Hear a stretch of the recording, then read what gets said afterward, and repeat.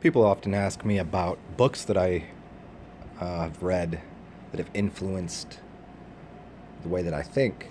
One of the most core beliefs and ways of looking at the world, I think, comes out of the book The Insanity of Normality by Arno Gruen, where he basically pulls apart Freud's ideas on how things function in the society and where they came from. I mean, just as a side note, if anybody's not aware of why and how Freud became popular, you can look into The Century of Self. It's a documentary series. And you could look into his cousin, Edward Bernays. And if you start to get an understanding of what the American dream is and why you have to be asleep to believe it, it has a lot to do with Edward Bernays and using certain tactics and psychological triggers in people, mass marketing and media, and how things were used to control and architect a society. Genius on one level, obviously, but completely diabolical, and it removes the spirit and the human and the creative aspects of life. I'm not going to go too far on that, but nonetheless, Freud and Bernays kind of orchestrated a lot of what you believe, which Arno Gruen here kind of pulls apart and gets into an understanding of what our motivations are and where these pushes and pulls and things come from. And I'd like to fold that into a lot of other beliefs I have. And if we, as I like to do with people, I'd like to have people start with a completely empty mind about language and everything, what you think you know.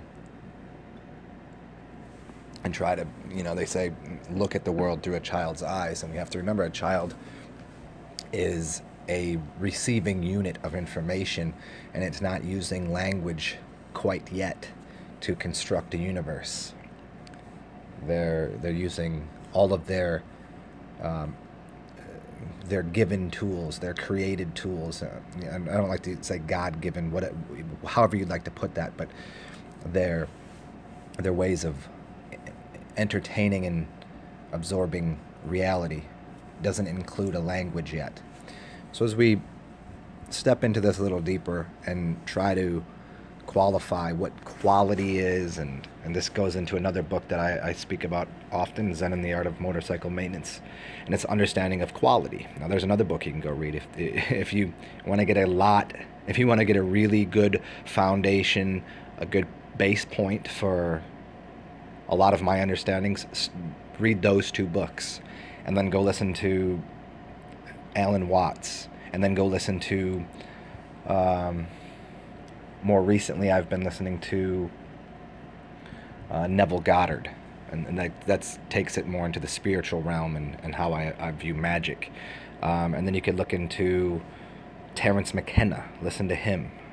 I don't agree with everything he says, and there's a lot that I completely disagree with, but he's an interesting and fun lecture to listen to, and quite a bit of good information on things. So, and this idea of quality, which we can obviously notice. We know what it is when we see it, but there's no way of quantifying it, and there's really no way of qualifying it, for that matter.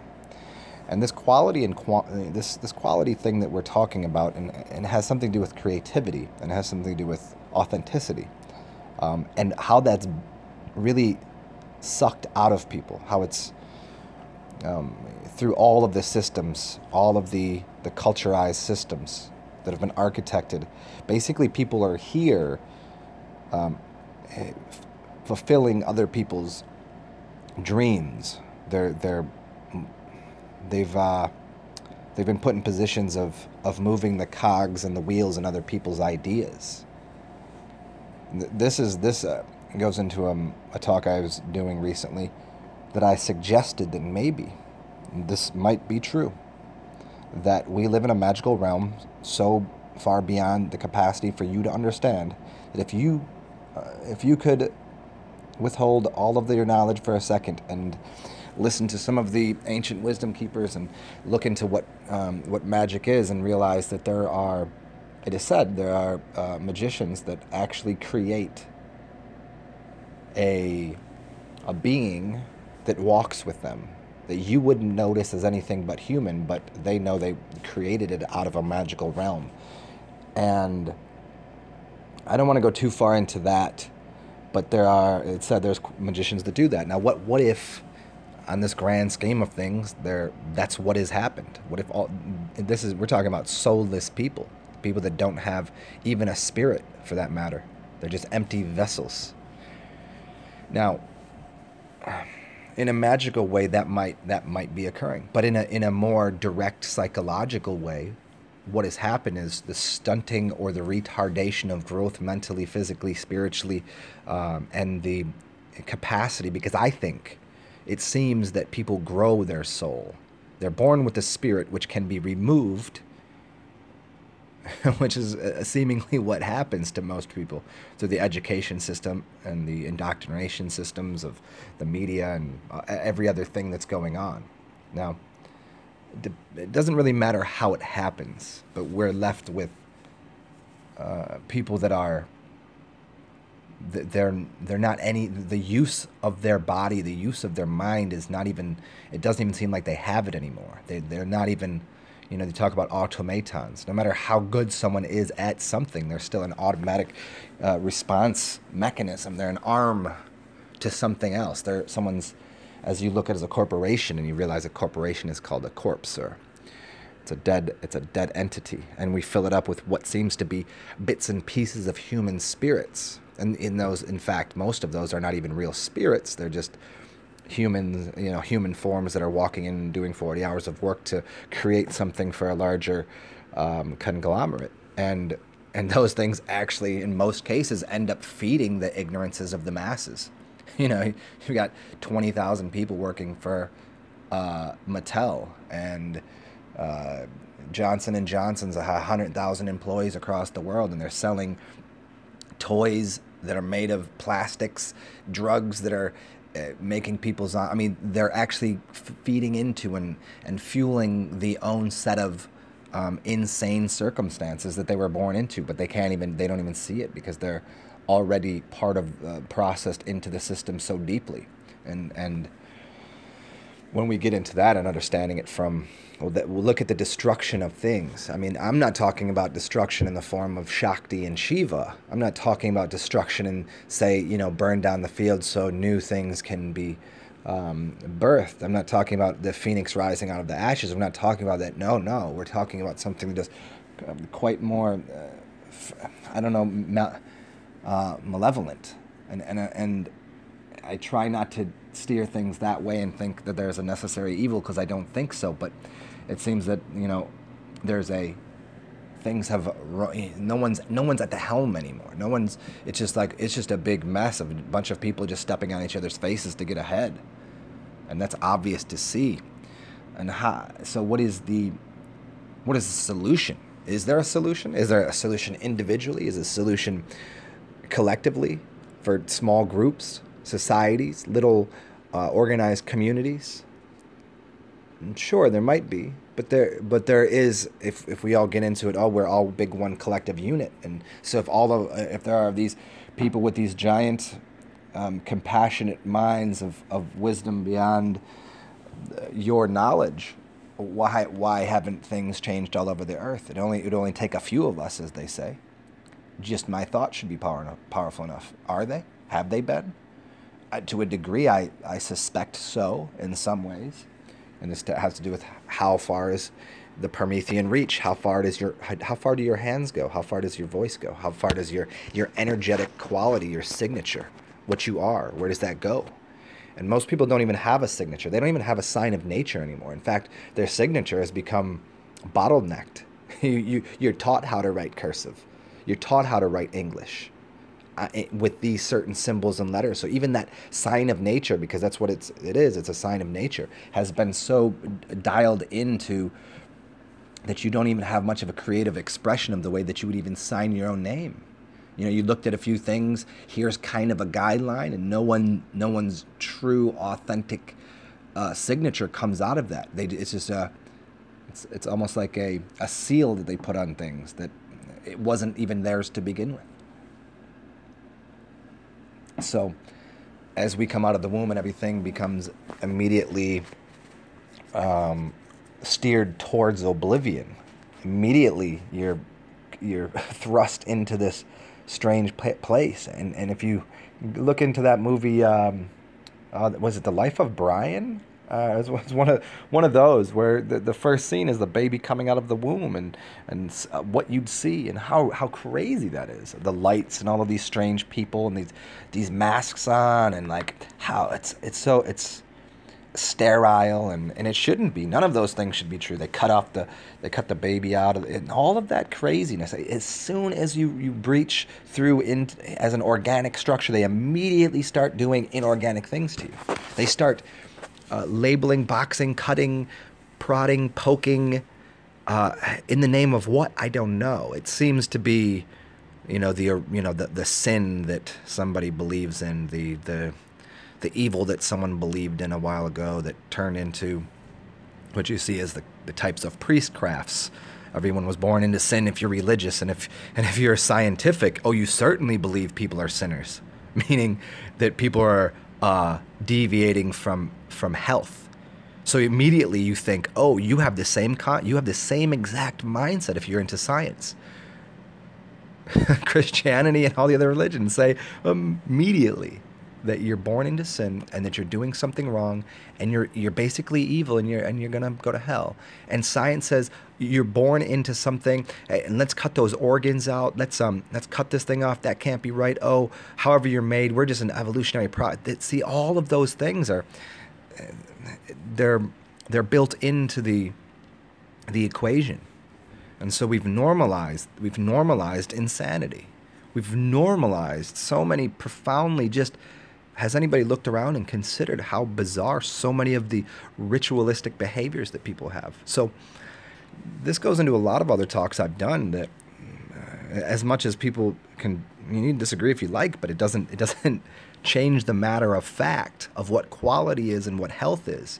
And if I point to quality and health and I say, well, if you get off of this, it's what I'd call diseased or diseased, you can immediately see that there's quite a bit of things that are so diseased in this society that we label as good and healthy, and think it's that's better, that's something that's healthy, that's something that's people would say good, or like it's strange, but it has nothing to do with what what you would really organically, and when I say organically, what you would look at and say, hey, that right there is a pinnacle. That is the direction of health, of quality, of what would be wisdom, what's promising, what's authentic, what's genuine, what's creative. Those things you see them. Of course we see these things,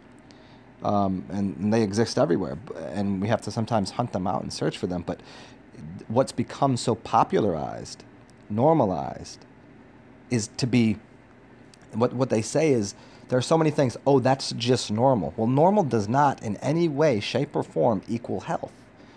Doctors have normalized things that are unhealthy. That's just a normal blood pressure. That's a normal behavior to eat that type of thing. That's normal. Well, yeah, just because the average run-of-the-mill thing does that doesn't steer us towards a quality expression of being human. And so how do we navigate that? How do we get to a point where you can exist in this bizarre, strange, sickened society? And I'll say this in just about every video I make, because I find it to be so easy and blunt and correct, but it's no measure of health to be well adjusted to a profoundly sick society. And if you can tie that and Krishnamurti into Arnold Gruen, into Alan Watts, into there's a lot of getting into art of the motorcycle maintenance. And if you take those things and bind them together, you'll come to a very strange place of, oh well, we got to re-architect this. We got to get back to the drawing board. What's going on here? So, as we further down this line and continue on this line of logic and reasoning, maybe let's talk about it in the way of the Mayans of 2012, or maybe let's use Terence McKenna and Time Wave Zero and these ideas, because what I think is what has occurred, and this is a meme generation. You know, we consume. Well, they talked about this. Talk about this with music. Music is not. You find so much garbage music that it's made as a product, not as an art form anymore. That it's just something to be consumed immediately until the next hot album comes out, the next 3-minute and 30-second song that's going to jump around in your brain to cause you a response until the next month, the next thing pops out, the next new meme comes out, and those meme generators are little doses of what seems to be, I guess you could just use the idea of your soma. You know, a meme is a soma. It's a poison, but we're using it to actually. It's an addiction of to a ridiculous level, and we become addicted to the lowest amongst us, the lowest, least brilliant. Has anybody really listened or looked at these rappers today, or these these rock stars, and these? I mean, it's so bizarre, but it's been going on for a while. I'm not trying to say my generation or anything like that had a better music scene or better art scene, but it is that we've found ourselves lowering and lowering and lowering. What do they do this in South Park? When James Cameron was trying to look for the lowest point, like he went to the bottom of the ocean. Can we lower the level of intelligence of humanity? To what degree? How far can we go with this? And so when you speak anything that sounds at all articulate, you're looked at like you're idiocracy. You're either crazy, or people can't understand it and they don't want to feel stupid. So how do you talk to these people? You'd be like Lupe Fiasco. We ain't dumbing it down for anybody. The other day, somebody I'm dating said to me, like, they listened to one of my videos and they said, I can't. You're smarter than me. I can't understand what you're saying. I don't understand. You're just, because of where she came from and her upbringing and what I was saying, despite how I explain things and go about this, couldn't understand me, as if like I was speaking from another planet. This is someone that comes from a very heavily religiously indoctrinated system. It's interesting. It's like, so I'm like, wow, what am I saying something that's that mind-blowing? I mean, yeah, I'm saying, but I'm bringing things to like a simple place, a simple area, and getting back to, okay, what does your self look like? What is this? What are you doing in your own world and your own self, like within your reach of their hands? This goes into so many other talks I've done as well on, for me, I put it this way to people. Because I am aware that if I eat this thing or consume that thing, and here's my diseased mental state or physical state because of what I've involved myself with consumption-wise, I take responsibility for that. So it gives me this sense of, well, I know how to fix that as well. And so there's plenty of times, like, if, it's like if you know how to fix your automobile, you're probably going to off-road a little more. There's things that you're going to do because you understand how to build, architect, fix, but other people don't have that. And I think that's trying to, giving people an idea of, hey, if you understand truly how simple and easy health works, then you can understand how to fix the unhealthy things. And if you understand that from a mental level as well, so mental health and how these things all fit together, because it's all to you, it's your experience. I can't, the person sitting in the apartment next to me, I can do nothing for their life. I have no effect on them whatsoever. I could go walk out in the park. I still have no effect on just about anybody around me. Energetically, yeah, to a degree. I mean, we can get into some deeper things, but no, so when I'm speaking these things here, it's to try to make things, I simplify it and give a lowest common denominator. And the lowest common denominator, the most simple thing, is the atomic structure of yourself, what you are. How does your brain function? How does your body function? And starting from there, so you can deliver yourself from whatever it is that isn't giving you the experience you want. And understanding a lot of it, as I think, Savan Boma always talks about the deprogramming. Like, so much of this is deprogramming for people. It's not, hey, put this in your system. I explain it to people like this. I could tell you all about herbs. I could tell you this herb will have the effect on your kidneys, and this one will have effect on... Yeah, those are all great, but for the person that's of very unhealth, they need to defragment, deprogram. They need to actually fast. They need to remove the things in their system, because that little herb isn't going to fix them. You think these and this is all these people, like, you see, oh, here's the hottest new superfood. That's not going to fix someone's life. You have to have a complete overhaul of the way that they perceive the world, themselves, their mentality, the food, ingestion of all material. I mean, we need to baseline these things. We need to remove. It's not these little bells and whistles. Hey, what can I do about this? Well, none of those things really aren't going to work, and there's a reason why they don't work, because the system is already so dirty. It's so screwed up. Like, you're not gonna, you think you're going to wash one pane of the window in your house and all of a sudden you're going to let more light in, considering, like, if your house is a mess anyways, and how, why that's what's happening. Like, where people want these quick fixes to things, which I'm not suggesting there aren't quick fixes. There are quite a few quick fixes that people just aren't willing to do the quick thing. The quick thing is you stop eating. That's the quick thing. Oh, no, I'll die. No, you want to do it really quick? Okay, start drinking your piss. Oh, people don't want to hear that. Okay, now we got to back people up, and now the deprogramming starts where? For most people, they have so many levels of ingrained cultural normalizations of sickened, decaying mentalities, and you're surrounded by it. So how to exist within the society that is what's going on, and to further on, like, to give people an exploration to what I like, my day-to-day life. I'd tell people this 1,000 times. I wouldn't suggest anyone participate in my diet.